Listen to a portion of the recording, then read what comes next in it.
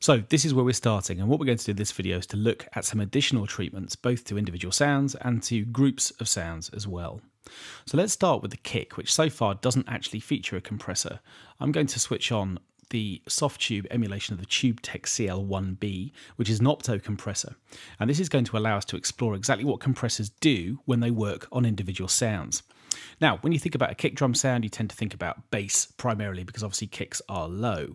At least we tend to think that they are. But actually what happens when a kick drum sound usually happens is there's actually quite a lot of high frequency content, as well as mid-range, as well as bass, as the sound moves from its very percussive transient attack through to the bass sound we more readily associate with kicks later on. So what we get is this big blast of high frequency content followed by the weight that comes afterwards.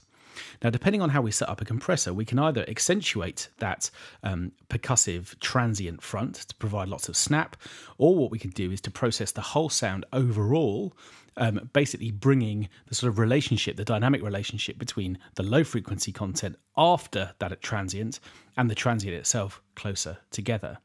Now, to understand exactly how this works, let's look at some of the key parameters within the CL1B. Obviously, first of all, what I'm going to do is to set a threshold point, which is going to determine the volume the sound has to reach before it starts being compressed. Then we have the ratio. How hard is the compressor going to work once the sound breaches the threshold point? We're going to make that nice and high for now so we can hear this very clearly. And then at the top, I have a chance to turn up the volume because, of course, what compressors really do is to make things quieter. They're pulling the dynamic range down. So the gain control allows me to make up for any lost volume. Now, crucially, it's going to be the attack and the release times which are going to control really how this kick drum sounds once it's processed. And if I press play, you'll see what I mean.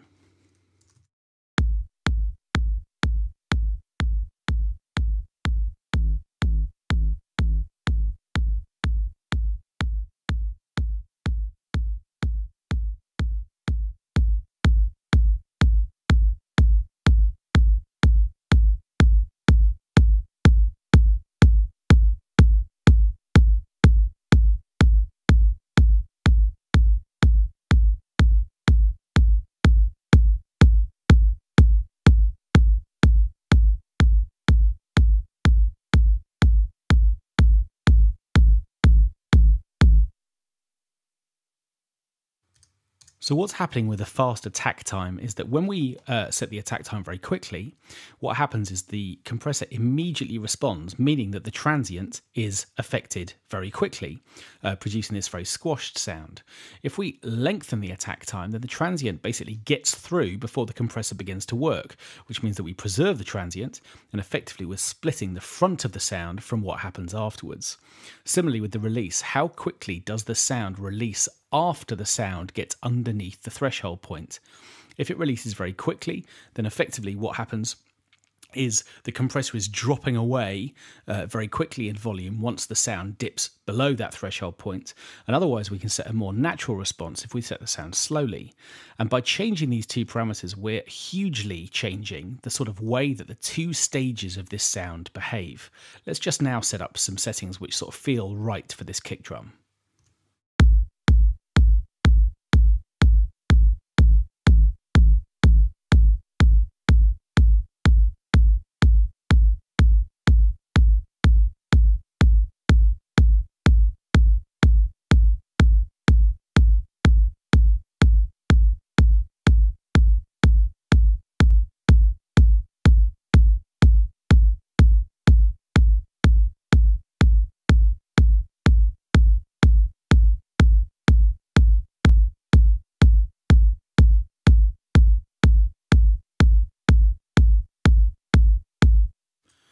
So as the sound is bypassed progressively, so we're switching on and off the effect of the compressor, we can hear the difference that it's making. Now let's listen to that in the context of the track.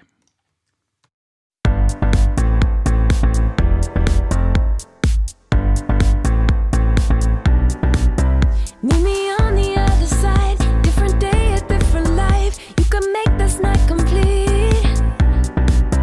All my heart is skips a beat on what you doing to me. Yeah, I like it what I see. This isn't love, but I want you right now. It is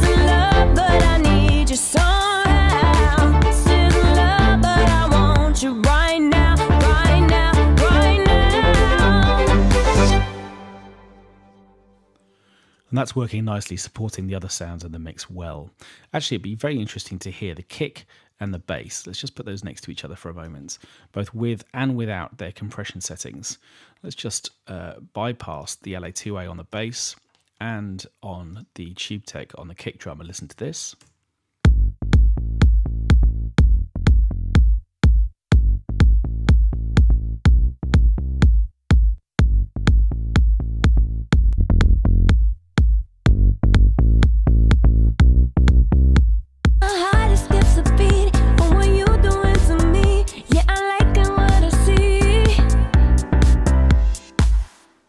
And actually we could EQ those sounds as well so that we get more definition in both. But for now, you can hear the extra weight and power that the compressors are bringing to those two sounds. Now what I'm going to do is let's just move the bass back down out of the way for a moment, because the next thing I want to do is to group the drum sounds together. I'm going to take all of these tracks, I'm going to set up a group, and in Logic that's called a stack, but you can group sounds in any workstation. We're just going to call these drums. And now what I've got is one track which is controlling all of the drums. And if I solo this, then obviously we're just going to hear the drums within the mix. Now the next thing I'm going to do is a really sort of real common technique, which is the process of setting up a sort of parallel treatment for all of these drum sounds together. And I'm going to use UAD's Fairchild 660. And what this is going to let me do is to set up a sort of an overall sort of shape for all of the drums working together. So rather than just an individual kick and just the effect that that might have as an individual sound, instead by grouping the sounds together we get a chance to kind of glue the sound of the mix bus together, the drum mix bus, a little bit, and we'll see how that works here. So again, what I've got is a collection of controls, gain, threshold level, and here is my sort of time constant dial, which allows me to change the way that the attack and the decay play out over time. And then we've got an overall output control and a mix dial, which we'll come to in a moment. So what I want to do here is to produce something quite hard and driven so that we get more power in the drums.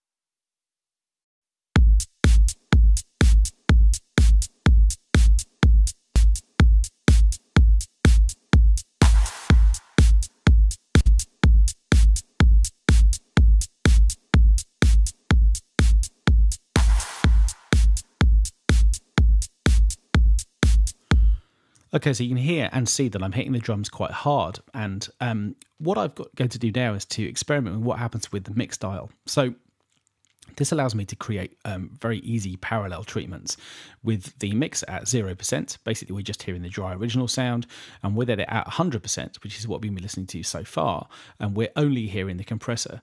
So what I've got a chance to do now is to set a balance between the dry original sound and the compressed treatment. Let's bring in the other elements of the mix now.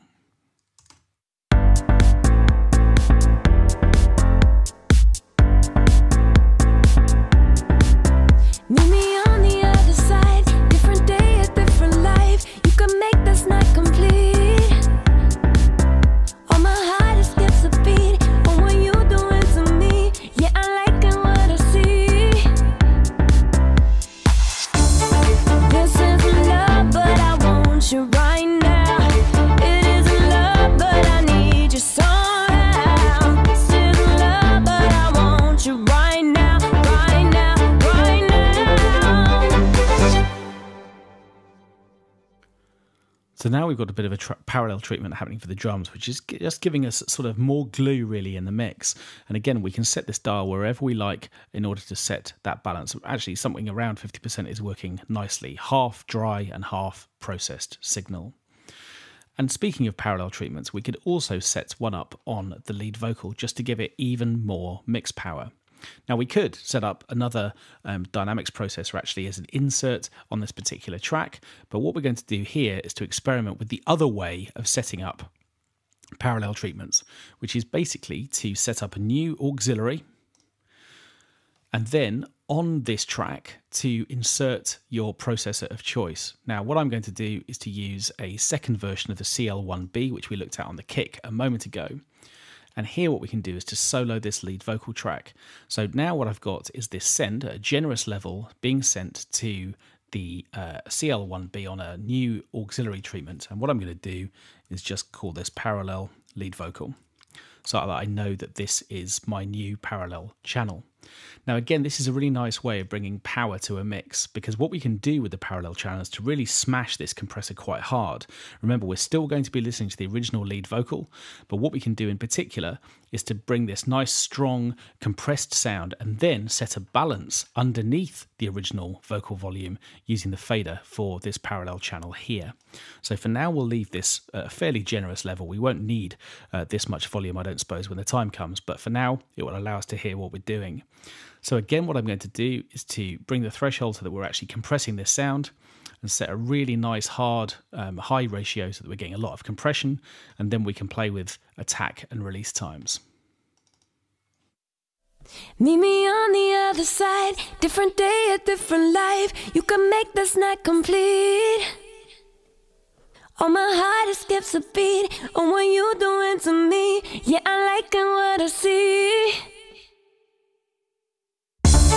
This isn't love, but I want you right now.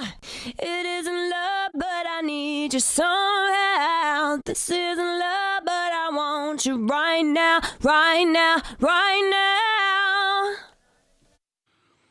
Now what you're hearing there, again, as we change settings, is we've got an opportunity to set up a really punchy, hard compression response. And at the moment, I'm just soloing this, so we're just hearing it completely by itself.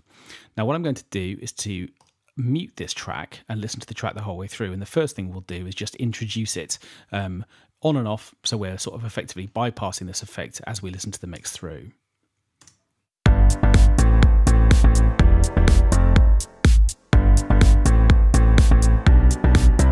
Meet me on the other side, different day, a different life. You can make this night complete. On my heart it skips a beat on what you doing to me. Yeah, I like what I see. This isn't love, but I want you right now. It isn't love, but I need you somehow. This isn't love, but I want you right now, right now, right now. So obviously, because we've got a second channel, it's louder, but not only that, but we've got a lot more presence now in this vocal. It's sitting much more clearly in the mix. So what we can do is to obviously not switch it on and off, but instead just set a volume for it so that it's producing its magic in the mix for us, just providing us this extra new channel of extra clarity, really.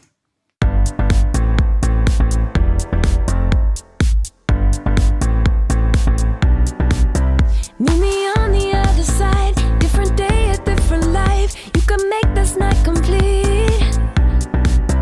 On my heart it skips a beat on what you doing to me. Yeah, I like what I see. This isn't love, but I want you right now. It isn't love, but I need you somehow. This isn't love, but I want you right now, right now, right now.